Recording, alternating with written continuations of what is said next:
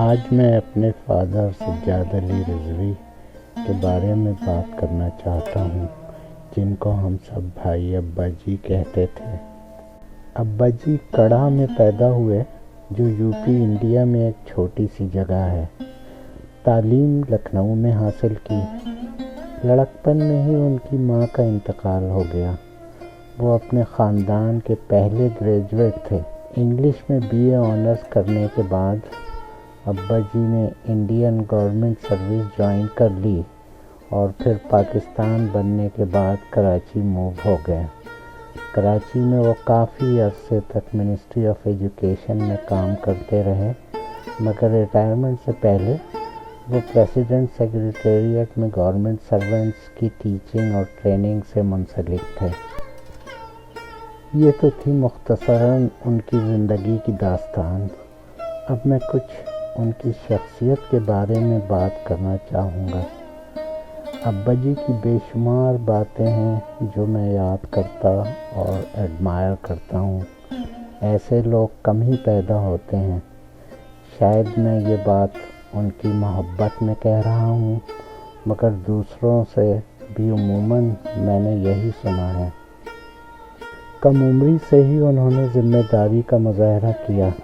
School کے زمانے ہی سے انہوں نے ٹیوشنز پڑھا کر اپنا خرچہ خود ہی اٹھانا شروع کر دیا تھا۔ اس کے ساتھ ہی فیملی ریس کرنے میں اپنے فادر کی مدد بھی کرتے رہے۔ سب سے بڑا ہونے کے ناطے اپنے بھائی بہنوں میں وہ ایک فادرلی فگر تھے، جس کو انہوں نے بخوبی نبھایا۔ ابا جی کے قریبی دوستوں میں علی اوسط صاحب نمایاں تھے، جن کو ہم سب چاروں بھائی چچا کہتے تھے۔ علمدار صاحب سے بھی ان کی بہت قربت تھی۔ اس کے علاوہ قاضی یحییٰ ادھمی، علی رضا، اطہر، ڈاکٹر میکری، ڈاکٹر احسن فاروقی، سرجن فضل الہی، انٹرمیڈیٹ بورڈ کے بختیاری اور حامد صاحبان بھی مجھے یاد ہیں۔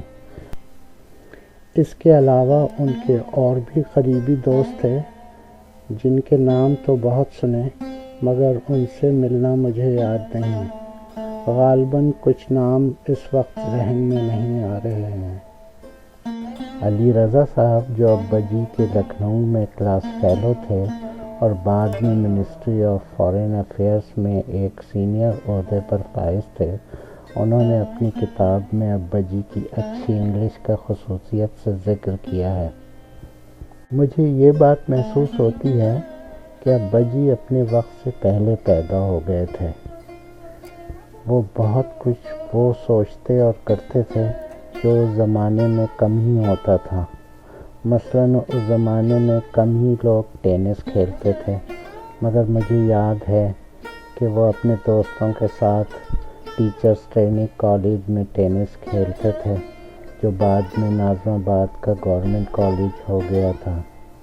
مجھے کچھ ابا جی کے دوستوں کی گھر پر دعوتیں بھی یاد ہیں، جن میں کھانے کے بعد ایک میوزیشین وائلن بجاتا تھا۔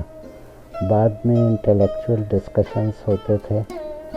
ابا جی کو فرائیڈ فش بہت پسند تھی، جو خصوصیت سے ان دعوتوں میں بنتی تھی۔ ایک چیز جو میں نے ابا جی میں خصوصیت سے دیکھی، وہ وقت کو انجوائے کرنے کی تھی۔ وہ وقت کا بھرپور مزہ لیتے تھے۔ ہر چیز اور ہر بات میں پازیٹیو پہلو نکال لیتے تھے۔ ہر کھانا اتنا مزہ لے کر اور تعریف کر کے کھاتے تھے کہ لگتا تھا کہ وہی دنیا کی سب سے مزے کی چیز ہے۔ ابا جی نے ہمیشہ ایجوکیشن کی اہمیت کا ہم سب کو احساس دلایا۔ اپنی قلیل آمدنی کے باوجود انہوں نے تعلیم کے معاملے میں ہمیشہ فراخ دلی کا مظاہرہ کیا۔ ہونہار اسٹوڈنٹس کی ہمیشہ ہمت افزائی کرتے تھے۔ منسٹری آف ایجوکیشن میں ہونے کے ناطے کئی ڈیزرونگ اچھے اسٹوڈنٹس کو اپنی کوششوں سے بیرون ممالک اعلیٰ تعلیم کے لیے اسکالرشپس دلوائے۔ ابا جی کی ایک خصوصیت یہ تھی کہ وہ ہر عمر کے انسان کے ساتھ اس کی لیول پر ملتے تھے۔ اس میں بچوں سے لے کر بزرگ تک شامل تھے۔ میرے کئی دوستوں سے ان کی بھی دوستی تھی اور وہ ان کی کمپنی انجوائے کرتے تھے۔ بچوں کے ساتھ بھی ان کی خوب دوستی رہتی تھی۔ اپنے بچوں کے ساتھ بھی ابا جی کی بہت فرینڈلی ریلیشن شپ تھی۔ تعلیم کے علاوہ انہوں نے کبھی بھی سختی سے کام نہ لیا۔ ابا جی کو برج کھیلنے کا بہت شوق تھا اور ایک زمانے میں سنڈیز کو وہ مختلف گروپ میں کھیلنے جاتے تھے۔ ابا جی کو ریڈنگ کا بھی بہت شوق تھا۔ انگلش لٹریچر جس پر کافی دسترس رکھتے تھے اور فلسفی ان کے پسندیدہ سبجیکٹس میں تھے۔ ہسٹری اور ریلیجن کو بھی بہت پڑھا تھا۔ اس زمانے میں نیشنل جیوگرافک کم ہی لوگ سبسکرائب کرواتے تھے جو ہمارے گھر آتا تھا۔ ابا جی کو فوٹوگرافی کا بھی شوق تھا۔ گھر پر ہی کھینچی ہوئی تصویریں ڈیولپ کرتے تھے۔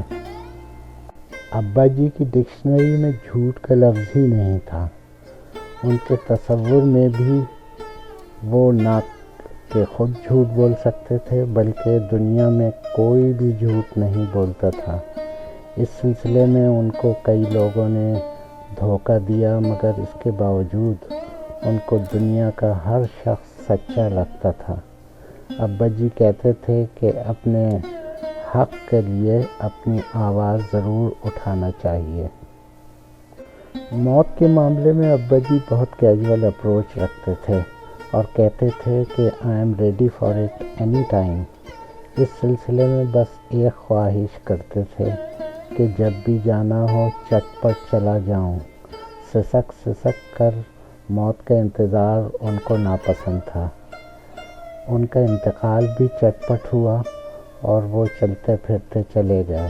انتقال سے صرف 1 مہینہ پہلے ہی وہ میرے پاس مسقط سے کراچی واپس آئے تھے۔ 7 مارچ 1987 کا وہ منحوس دن میں کبھی نہیں بھول سکتا جب مسقط میں ہمیں ان کے انتقال کی خبر ملی تھی۔ انا للہ و انا الیہ راجعون۔ اپنی خدمت کا ان کا جو حق تھا شاید ہم لوگ اس کو اچھی طرح ادا نہ کر سکے۔ وہ نہ کہ ایک اچھے باپ اور شوہر تھے بلکہ ہر رشتے کو انہوں نے ایک مثالی شکل دی۔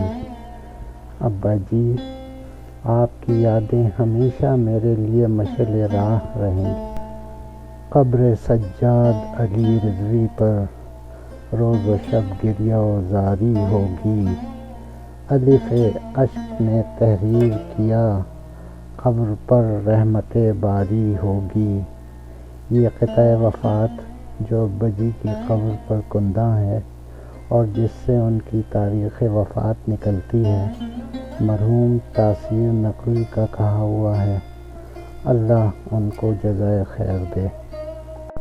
آئیے ابا جی کے لیے خصوصیت سے اور باقی سب مرحومین کے ایصال ثواب کے لیے آپ میرے ساتھ ایک دفعہ سورہ فاتحہ کی تلاوت کریں۔ بسم اللہ الرحمن الرحیم۔ الحمد للہ رب العالمین، الرحمن الرحیم، مالک یوم الدین، ایاک نعبد و ایاک نستعین، اہدنا الصراط المستقیم، صراط الذین انعمت علیہم غیر المغضوب علیہم ولا الضالین۔ ان اللہ و ملائکتہ یصلون علی النبی یا ایھا الذین آمنوا صلوا علیہ وسلموا تسلیما۔ اللہم صلی علی محمد وآل محمد۔ یا اللہ، اس تلاوت کا ثواب مرحوم سید سجاد علی رضوی والسید شمشاد علی رضوی اور تمام دیگر مرحومین کو پہنچے۔